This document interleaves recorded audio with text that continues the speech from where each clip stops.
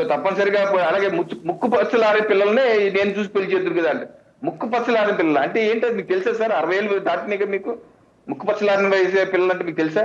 ఇటువంటి ఏమన్నా మీరు చేశారా గతంలో ఏమన్నా? ఎందుకు ఇటువంటి అనవసరమైనటువంటి జుగుప్సాకరమైన మాటలు మాట్లాడి మీ నాయకుడేమో మీ జగన్మోహన్ రెడ్డి గారేమో చెల్లిని కూడా చూడరు, ఆవిడ చీర కలర్ మాట్లాడతారు.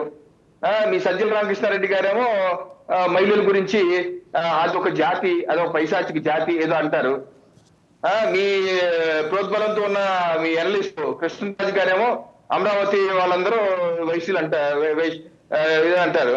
ఇప్పుడు మీరేమో ఈ రకమైన వ్యాఖ్యలు ఏంటి? మీ స్కూల్ అంతా ఒక రకమైన స్కూల్ తయారైంది.